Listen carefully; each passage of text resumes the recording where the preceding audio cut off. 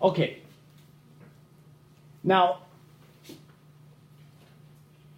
as the reaction proceeds, it is possible for delta G, this delta G right here, to be 0.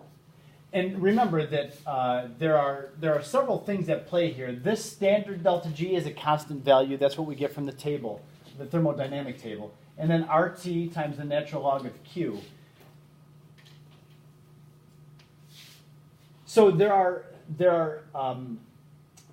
it's possible for this term to actually become 0. And once this term becomes 0, that means the reaction is not spontaneous to the right, nor to the left. The reaction stops. It doesn't do anything. That's what we talked about the other day when I was mentioning if you have liquid water at 0 degrees, it doesn't do anything because it's at the equilibrium point, at that phase change temperature, so it's not spontaneous to do one thing or another.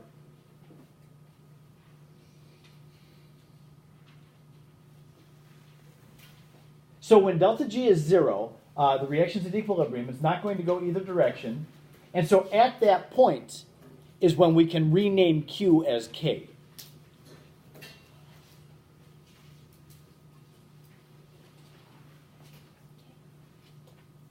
That's our equilibrium constant.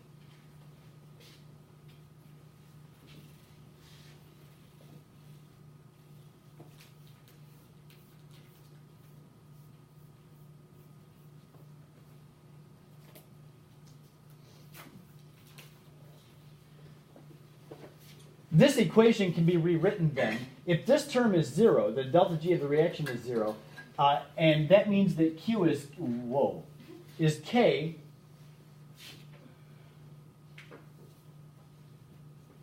then this right here. Then if that means that 0 is the left side of the equation is equal to the standard delta G plus RT times the natural log of the K value. And rearranging this, we get this expression in the box. The one on the left is not terribly useful to us. Even this is not really useful. But this term right here, we spend a lot of time with. This is a relationship between the equilibrium constant K and the delta G value, the standard delta G.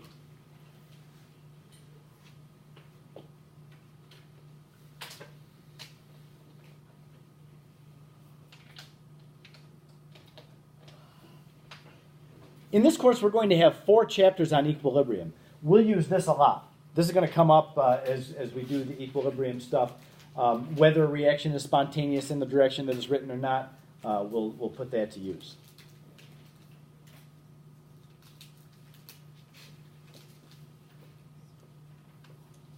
I like to think of equilibrium as the point of comfort in a reaction. It's the point in a reaction where, as the reaction proceeds and the reactants are making products, there comes a point in the reaction where I think of it as it's the point of comfort, the point of maximum comfort in a reaction. That ratio of products to reactants where the reaction says, okay, this is good. And it's like it sits down in a big soft chair and just stops.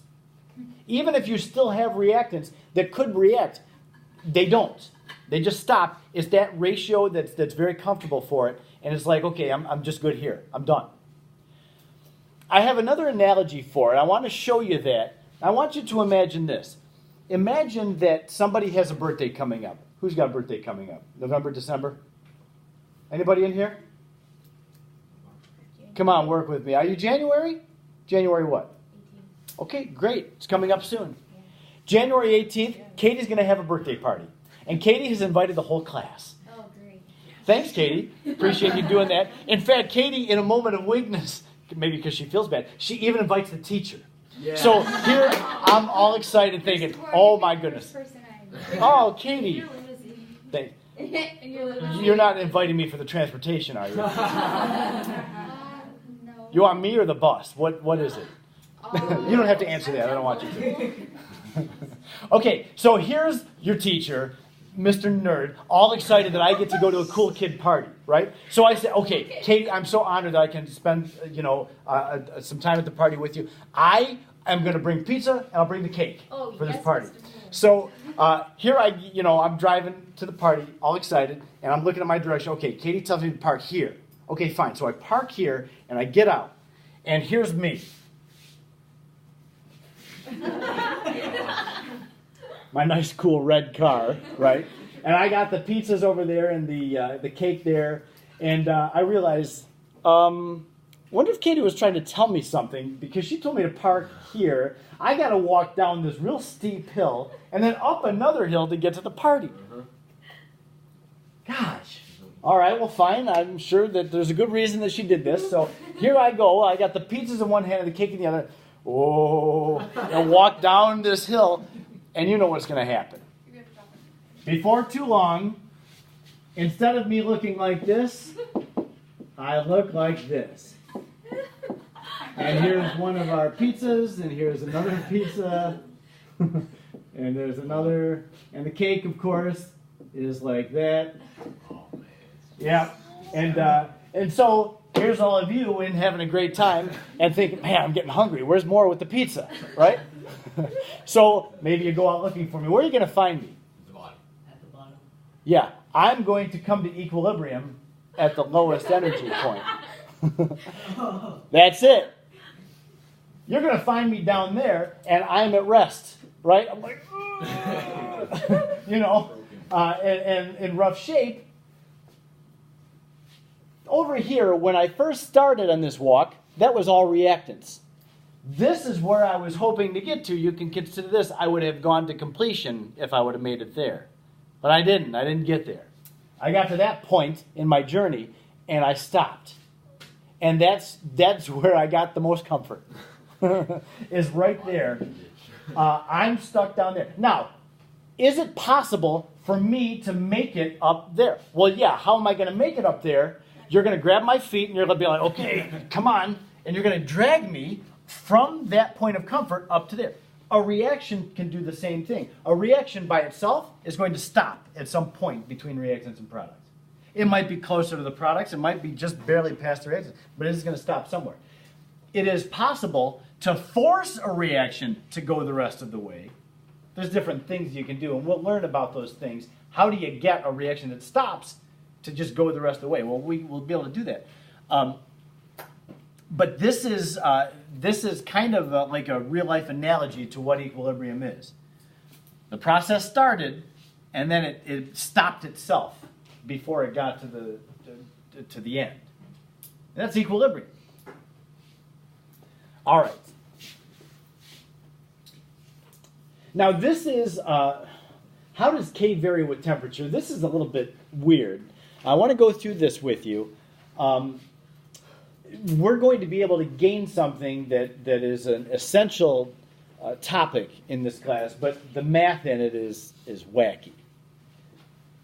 I want you to consider. Here we start with something that is easy enough to understand. We have two expressions of delta G. Delta G is delta H minus T delta S. And by now, you really need to know this well and have practiced it.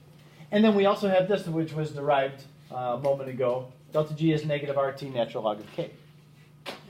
I put both those expressions in blue because I'm going to set them equal to each other since they're both equal to delta G standard. All right, so when I do that, we have this. Now it turns out that delta H and delta S standard are both constant values. They're both found from the table. Use the thermodynamic table and you can find delta H and delta S, even at different temperatures. The delta H and delta S are pretty much independent of temperature. The R is a constant. And let's see, I've got two T terms here. So we have a K, and we're going to find out that the K can change. The temperature can change. So that's what I have up here. How does the K value vary as the temperature changes? So we have these other constant terms in there. Well, here's what I'm going to do. I want to get the natural log of K by itself. So I want to solve this expression for the natural log of K. And that means this. Oops. If I divide out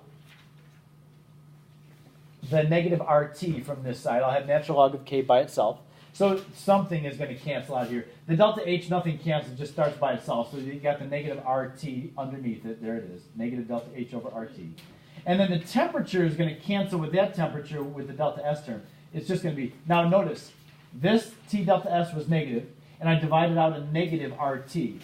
So the negative signs cancel out and the T's cancel out over there. It's just delta S over R. Since delta H and delta S are constants, and R is a constant, the only variables in this expression are the natural log of K and the temperature.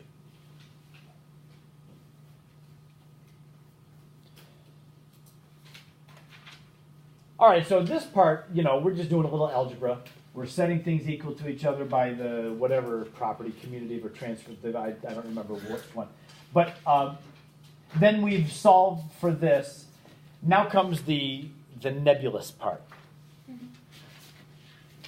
If I make an x and y axis, and on the x-axis, I'll put on the y-axis first.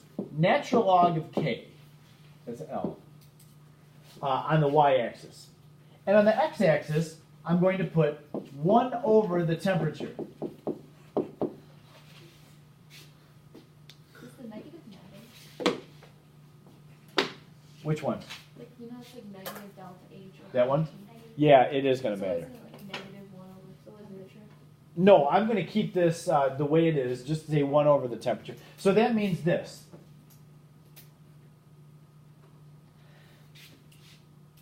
If delta H is a constant, and delta H standard is a constant, R is a constant, and this term over here, that's constant and that's constant, those are constant. Does this look like it could be an equation for a line, a straight line? You know how for an equation of a line we use y equals mx plus b? If this were the y, natural log of k, and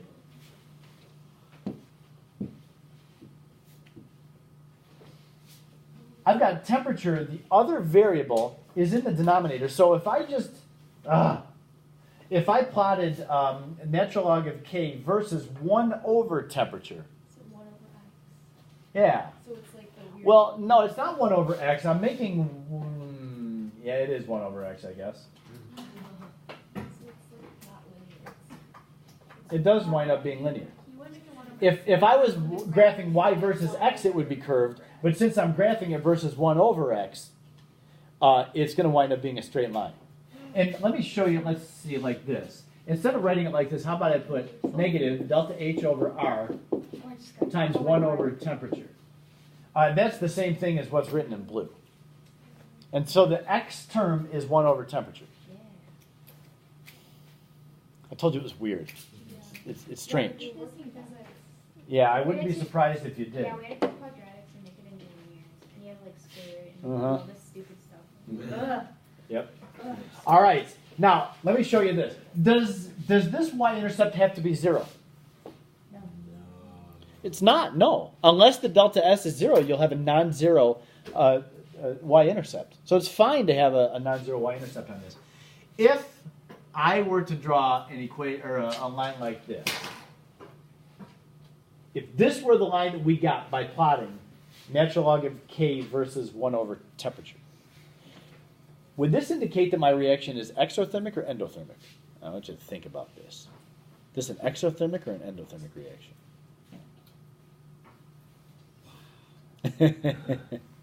What's the slope of that line? It is positive. Can we determine the slope? Yes. Look at this.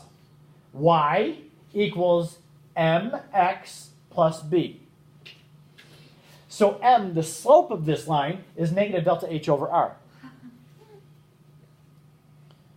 Okay, let's try to do this. If I have a positive slope, well, I'll just say this. The slope is negative delta h over r. That's right. That's true, because that's what this expression says.